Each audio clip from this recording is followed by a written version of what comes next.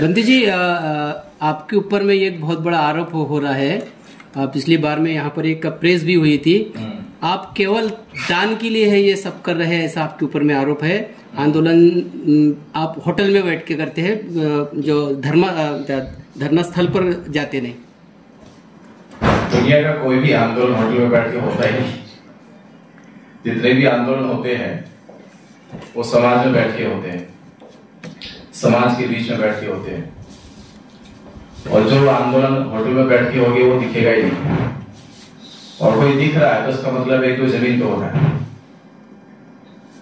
जाहिर तभी होगा जब वो बाहर होगा, और जब तक बाहर नहीं होगा जाहिर नहीं होगा।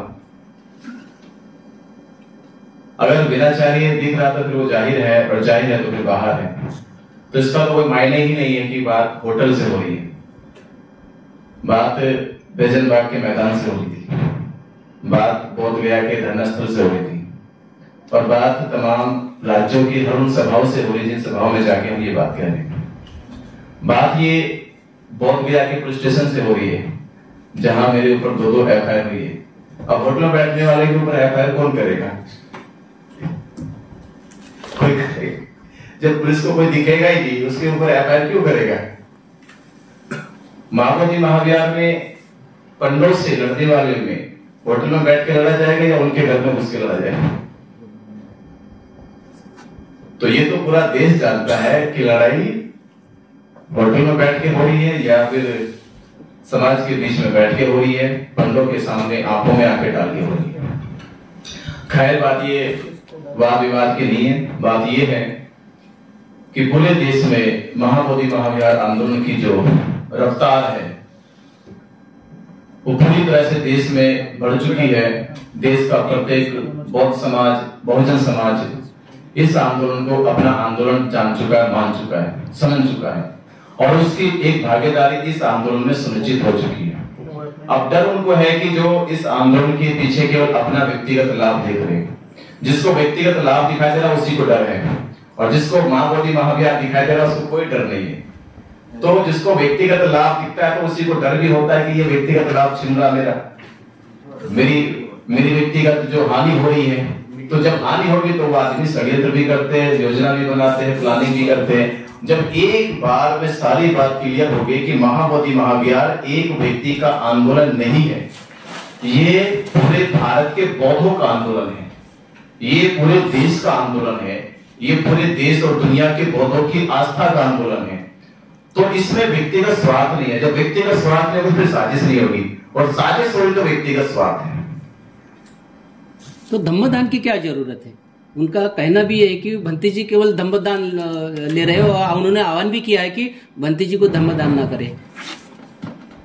मुझे नहीं पता किसको आप कह रहे, आंदोलन हम चला रहे हैं, किसको आप कह रहे, कौन बने कर रहा, कौन क्या कर रहा। ये भारतीय बौद्ध महासभा की ओर से एक पत्रकार परिषद लिखी गई। अच्छा। यहाँ नागपुर में हुई थी एक पत्रकार तिलक पत्रकार भवन में। अच्छा। तो वहां पे आप पे आरोप प्रत्यारोप हुए कि आंदोलन करना चाहिए, लेकिन धम्मदान जो है वो भारतीय बौद्ध महासभा को ही देना चाहिए एक ही जगह। लांबा जी एक बात बताओ मुझे, आप सब बुद्धिस्ट हो? Yes yes. धम्मदान किसको देते हैं? धम्मदान देना उपासकों का परम धर्म है, दान पारमिता किसको करनी है? आंदोलन के नाम पे धम्मदान, आंदोलन के नाम पे करो या किसी धम्म प्रचार के नाम पे करो। दान किसको करोगे? बनते जी उत्तर पकड़ो, दान किसको करेगी? भंते जी को तो करोगे। धम्मदान देना भंते जी को, मंच पे हो, घर में हो, रोड पे हो, दान किसको दोगे? भंते जी को दोगे। हाँ, तकलीफ उनको हो रही, उनको क्यों नहीं दे रहे? तकलीफ ये नहीं कि भंते जी को दे रहे, तकलीफ ये है कि हम एक को नहीं दे रहे। और उनको इस तकलीफ का हल निकालना चाहिए था कि सवाल दान का नहीं है, सवाल है लड़ाई का, लड़ कौन रहा है। बनते बिनाचार्य दान मांग नहीं रहा है, तो दान मांग रही, लोगों से कह रहे कि दान दो मुझे। ये आंदोलन दान मांग रहा है, ये आंदोलन ताकत मांग रहा है, और उस ताकत में एक हिस्सा होता है। कोई भी आंदोलन लड़ा जाता है, तन से, धन से, मन से लड़ा जाता है, जनता के बल से लड़ा जाता है, ये उसका एक हिस्सा है, उसका पार्ट है। और दूसरी बात मैं कहूंगा कि कोई भी घोषणा, उसके दो ही रास्ते, या तो उसका स्थल जहां से वो शुरू हो रहा है और दूसरा उसका प्रचार। दोनों की गति यही है कि महाबोधि महाविहार का आंदोलन बहुत गहरे से चल रहा है।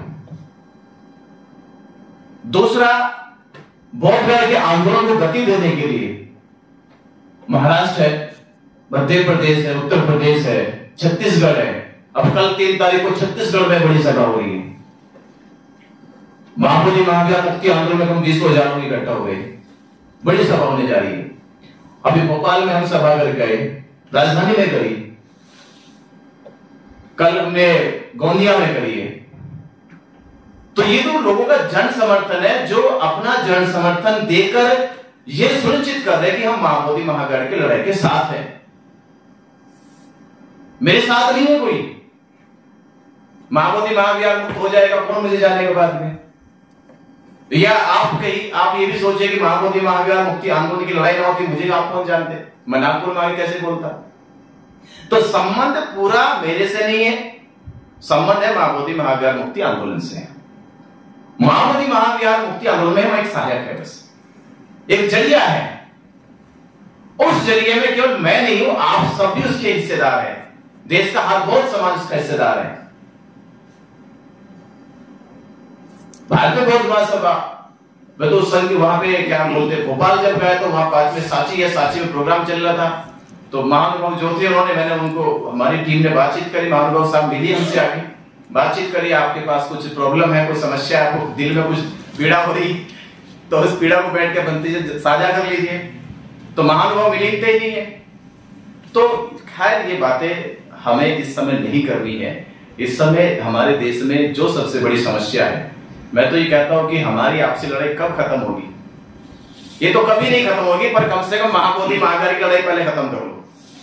ये खत्म हो जाए, आपसी लड़ाई भी खत्म हो ही जाएगी। और दूसरी बात यह है कि महाबोधि महाविहार मुक्ति आंदोलन के लिए सबसे बड़ी जो तैयारी है वो 12 मई की है।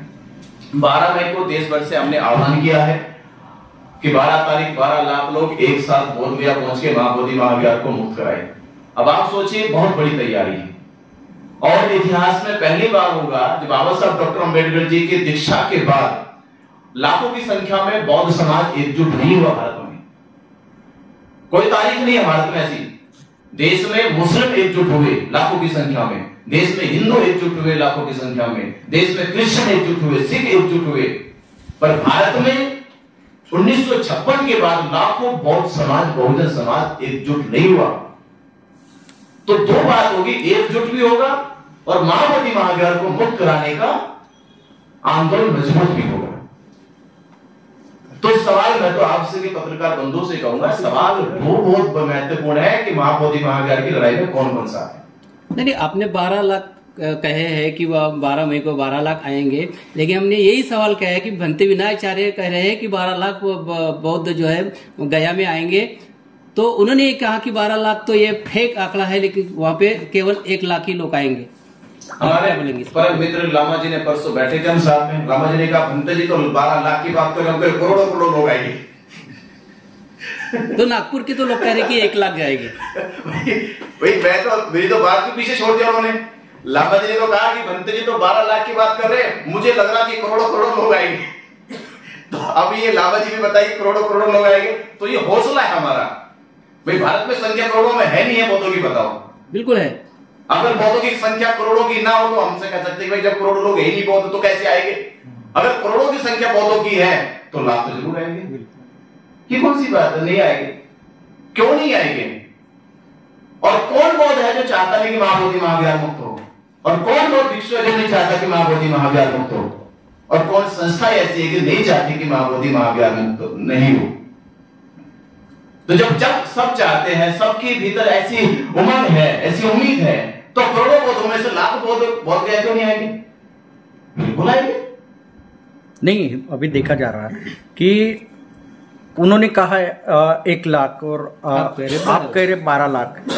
ये जो समाज आंकड़ों में का जो आंकड़ा खेल चालू है समाज में, ये नहीं, वो समाज का नहीं, इससे कैसे हो रहा, अपने घर का ही जो झगड़ा है वो बाहर आ रहा है। अपने को सिर्फ आंदोलन देखना है, तो ये घर का झगड़ा घर पे रखना चाहिए।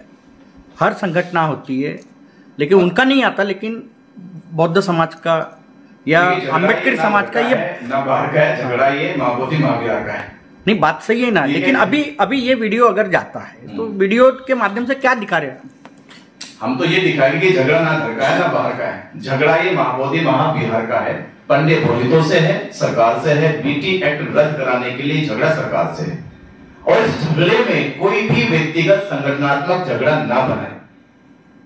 सबकी भूमिका इसमें है, सबकी भूमिका इसलिए है क्योंकि मेरी आस्था बुद्ध में है, तो मुझे पूरा अधिकार है माओवादी महाविहार की लड़ाई लड़ने का। आपकी आस्था बुद्ध में है, माओवादी महाविहार में है, तो आपको मेरे से परमिशन नहीं लेनी। बंटी जी, एक व्यक्ति है जो यहाँ से बोध गया जा चुकी है, जो समाज में पहले ही बेदखल हो चुकी है, उसको लेकर कोई आपत्ति क्यों नहीं जताया जा रहा है? मुझे इसका, मैं कोई मालिक नहीं हूं किसी का। आपत्ति नहीं, मेरा ये प्रश्न है कि आपको बोला जा रहा है तो उनको क्यों नहीं ऐसा बोला? मैं इस पर किसी की प्रतिक्रिया नहीं दे सकता। मैं कह सकता हूँ हाँ, मैं रिस्पॉन्सिबल हूँ। भंते जी, मैं रिस्पॉन्सिबल हूँ आंदोलन के लिए, मैं रिस्पॉन्सिबल हूँ 12 मई के लिए, मैं रिस्पॉन्सिबल हूँ कि हाँ मुझे नागपुर से लोगों ने दान दिया, मैं रिस्पॉन्सिबल हूँ कि भोपाल के लोगों ने दान दिया, मैं रिस्पॉन्सिबल हूँ जहाँ मैं गया मुझे लोगों ने दान दिया। भंते जी, ये विवाद यहाँ पे अपन पूर्ण विराम देते इस विवाद को। ये बताइए कि उस दिन अगर 12 लाख अगर बौद्ध अनुयायी अगर वहां पे आते हैं, क्या व्यवस्था बिहार सरकार ने की है वहां पे, और उसके लिए कुछ पत्र व्यवहार हुआ है क्या?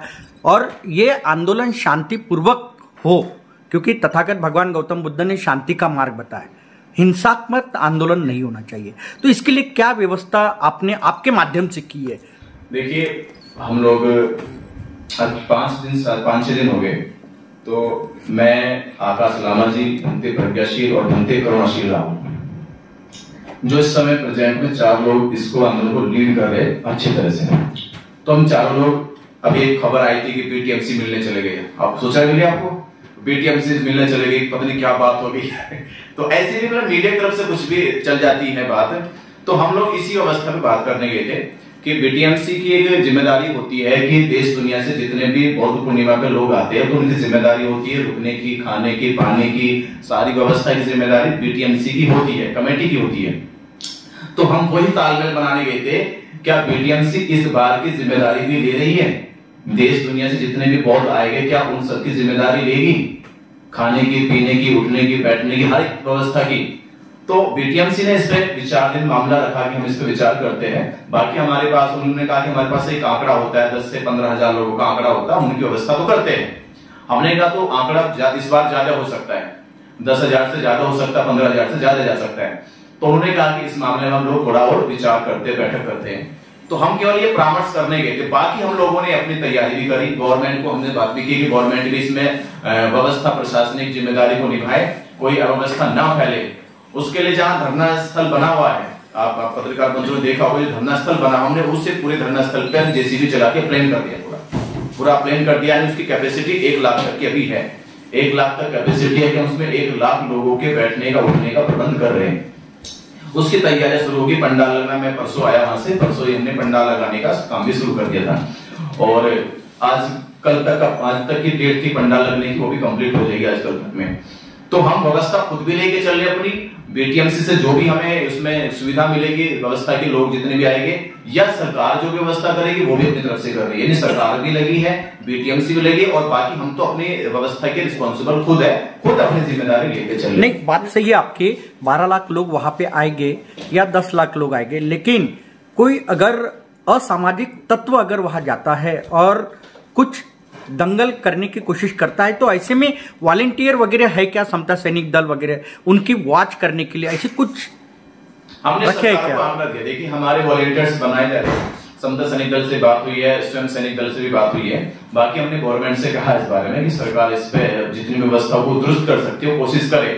और हमने ये भी बात रखी है कि 12 तारीख आपने कहा कि शांतिपूर्ण तरीके से होगा। 12 तारीख हमारे लिए महत्वपूर्ण है। वो बुद्ध की ज्ञानस्थली का दिवस है, वो ज्ञान प्राप्ति का दिवस है, वो संसार के लिए एक ऊर्जा का और शांति का दिवस है।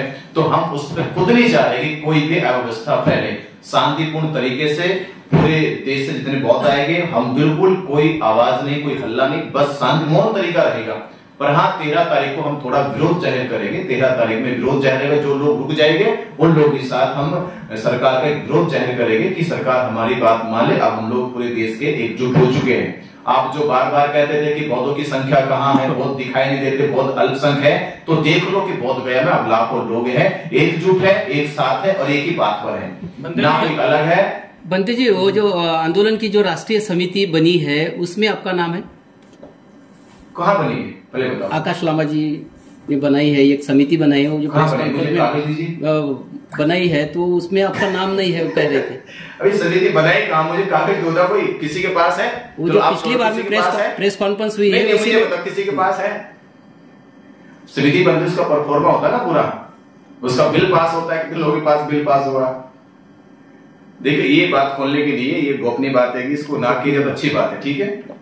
मंत्री जी, एक सवाल है, क्या लगता है आपको 12 तारीख तक कोई खुशखबरी मिल पाएगी आंदोलन को लेकर? क्योंकि जिस तरह से अभी देखा जा रहा है कि ओबीसी की जाति न्याय जनगणना जो थी वो काफी समय से रुकी हुई थी, तो इसको भी हरी झंडी मिल गई है, तो क्या महाबोधि महाविहार जो है बौद्धों के हवाले किया जा सकता है? देखिए, हमें परसों जानकारी ये हुई कि सरकार फैसला लेने के लिए तैयार है, पर 2 अड़चनें उनके पास है। पहली अड़चन तो चुनाव है, क्योंकि बिहार में सरकार गठबंधन की सरकार है, भाजपा और नीतीश की सरकार है। तो जैसे अंदरूनी खबर आ रही है कि नीतीश सोच रहा है कि भाजपा इस पर एक्शन ले, तो भाजपा एक्शन ले तो चुनाव में मैं कम से कम बच जाऊंगा, मेरे ऊपर कोई हिंदू ऑब्जेक्शन नहीं करेगी। और भाजपा ये सोच रही है कि नीतीश एक्शन ले, तो भाजपा सोच रही है चुनाव में मैं बच जाऊंगा। दोनों एक दूसरे खेमे में देख रहे हैं कि कौन शुरुआत करे। तो पहली बात तो उनका जो सबसे बड़ी प्रॉब्लम है दोनों की ये आ रही, क्योंकि अगर एक पार्टी होती तो एक पार्टी रिस्पॉन्सिबल होती, अब दोनों एक दूसरे की तरफ देख रही कौन शुरू करे कौन शुरू करे। तो पहली चीज तो ये। दूसरी बात ये है कि नीतीश कुमार की तरफ से ये भी जानकारी आई है कि देखो ये बीटी एक्ट को रद्द करना ही है, अब ये चुनाव की बात करें, चुनाव की पहले करें। अब सवाल ये है कि उन्होंने ये सारी तैयारी कर ली है। जैसे जैसे हमें खबर मिल रही है कि नीतीश ने भी इस पे अपने कुछ करीबी लोगों से सहमति बनाई है कि हाँ बीटी एक्ट रद्द करना होगा, क्योंकि ओपनली बात है। ओपनली बात यह है कि हिंदू के मंदिर पे हिंदू पुजारी होगा, मुसलमानों की मस्जिद पे मुसलमान मौलाना जिम्मेदार होगा, ईसाइयों के चर्चों में ईसाई जिम्मेदार होगा। तो बौद्धों की मोटी सी बात है, तो बौद्धों का धर्म स्थल है तो बौद्ध ही उस पे होगा, हिंदुओं का कोई इन्वॉल्वमेंट नहीं है। ठीक है, 1949 में कोई समस्या परिस्थिति रही होगी, कुछ कर दिया होगा सरकार ने, पर वो समस्या परिस्थिति अब नहीं है। अब देश का बौद्ध भी करोड़ों में है, वो जानता है उसके बौद्ध स्थलों की कैसे रखरखाव रखना है, कैसा उसका संचालन होना है। तो ये मोटी बात है, उनको समझ में आ गई है। अब बस वो सोच रहे कि इंतजार कि पहले करें या बाद में करें, कि करना तो डेफिनेटली अब है। क्योंकि बात इलेक्शन की हो रही है, अगर महाबोधि महाविहार इस समय इलेक्शन के पहले अगर नहीं मिल पाया तो क्या इसका खामियाजा इस वक्त की सरकार को भुगतना पड़ेगा? नहीं, खामियाजा कुछ नहीं है। आप हमने कहीं ओबीसी हिंदुओं से बात कर ली, जनरल हिंदुओं से बात कर ली है, हमने मोटी मोटी बात करी कि भाई महाबोधि महाविहार किन का है, वो बोले बौद्धों का है। हमने खुद करे क्या हिंदुओं का कोई इन्वॉल्वमेंट है इसमें? आप भी पत्रकार, आप भी जाओ उनके पास, सर्वे करो जाके, पूछो हिंदुओं से जाके कि भाई बताओ महाबोधि महाविहार जो बौद्धों का धर्मस्थल उसमें आपका कोई इन्वॉल्वमेंट है? बोलेंगे नहीं। मोटी बात में हिंदू बिल्कुल नहीं है, और कोई सरकार पे इसका फर्क नहीं पड़ रहा है। हिंदू का कोई विरोध नहीं इसमें, जो हमने अभी तक सर्वे किया, लोगों के बीच में बात की, हिंदू का कोई विरोध नहीं है। ये केवल बात महंत की विष तक है। नहीं, मैं ये पूछना चाह रहा था आपसे कि क्या अगर महाबोधि महाविहार जो है इस इलेक्शन के पहले अगर नहीं दिया गया तो क्या ये जो समिति है, आंदोलन समिति, ये सरकार के विरोध में ये घोषणा है। हमने 12 तारीख से 15 मई तक की घोषणा रखी है। सरकार 12 तारीख से 15 तारीख के बीच में कोई घोषणा नहीं करती है तो हम नीतीश के खिलाफ एक बड़ी मुहिम चलाएंगे। फिर उसके चुनाव के खिलाफ एक मुहिम चलाएंगे कि नीतीश का बहिष्कार हो, नीतीश की सरकार का बहिष्कार हो, और उससे नीतीश को बिहार के चुनाव में हार मिलनी चाहिए। ऐसी मुहिम तो हम लोग चलाएंगे। तो क्या सिर्फ नीतीश सरकार के खिलाफ होगा या बीजेपी के भी खिलाफ होगा ये आंदोलन? दोनों पार्टी का अलायंस है, दोनों के खिलाफ होगा। पर पहले पे नीतीश है, दूसरे पे भाजपा है। वहां पे जो मुख्यमंत्री तो नीतीश कुमार है, कानूनी तौर पर तो पहला टारगेट नीतीश है, दूसरे टारगेट पे भाजपा है। तो दोनों खिलाफ रहेगी। तो 15 तक हम इंतजार करेंगे, 15 तक बात नहीं बनती तो हम जितनी भी सभा हमने घोषणा करनी 12 को, 12 में से घोषणा हो जाएगी कि 15 तक सरकार का इंतजार है। अगर सरकार कोई बड़ा फैसला नहीं लेती, कोई बड़ी घोषणा नहीं करती है 15 मई तक, उसके बाद हम देश भर में यही जनसभाएं करेंगे। समर्थन किसका होगा चुनाव में? हमें तो किसी का भी नहीं करना, हम कोई चुनाव लड़ रहे हैं, बनते जी पार्टी का समर्थन करती है। ये अपना आंदोलन चल रहा है, वैसे हिंदुओं का भी कोई आंदोलन चल रहा है अपने अगेंस्ट में, ये नहीं होना चाहिए। बिल्कुल नहीं है, ये सब भ्रम है। हिंदुओं का कोई आंदोलन हमारे देश में नहीं चल रहा। हाँ, कुछ 4-5 पंडित महंत बैठ के मीटिंग कर रहे हैं, हिंदुओं का कोई इसके खिलाफ आंदोलन नहीं है। ब्राह्मणों का भी कुछ चल रहा है ऐसे। हाँ, वो होते ब्राह्मणों का अंदरूनी मामला ना, वो पैसा का मामला है। वो जो उनके है ना, अभी हमें खबर मिली है देश में ब्राह्मणों का बहुत बड़ा चैनल है। वो बड़ा चैनल है कि देश के 100 से ज्यादा मंदिरों को उन्होंने एक चैनल बना रखा है और उनका पूरा का पूरा मैनेजमेंट उनके हाथ में है।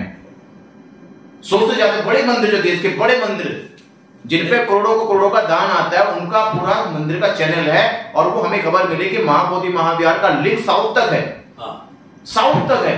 साउथ के पंडितों का इन्वॉल्वमेंट है, इनका इन्वॉल्वमेंट वहां पे है। तो ये बहुत बड़ा जो गेम था वो अभी धीरे धीरे खुलासा होता जा रहा है। तो मैं कह रहा इसमें हिंदुओं को भी टारगेट भी नहीं था, ये तो केवल उसमें समिति में लिखा हिंदू, सब हिंदू का इन्वॉल्वमेंट भी नहीं है। सीधा वो महंत और ब्राह्मणों का इसमें है।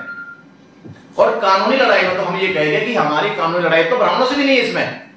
और जो एक्ट है ना, उस एक्ट में तो बुद्धिस्ट और सरकार है, केवल ब्राह्मण भी नहीं है। अगर पार्टी बना के देखे कानूनी तौर पे, तो कानूनी तौर पे पार्टी ब्राह्मण भी नहीं है, पार्टी इसमें सरकार है। सरकार चाहे कल अपना फैसला वापस ले ले तो फिर ब्राह्मण क्या घुस जाएगा उसमें? ब्राह्मण 1 सेकंड नहीं रुक सकता उसमें। सरकार ये कहे कि हमने बीटी एक्ट बनाया, हम उसको रद्द कर रहे, 1 सेकंड भी ब्राह्मण महाबोधि महाविहार में ठहर नहीं सकता।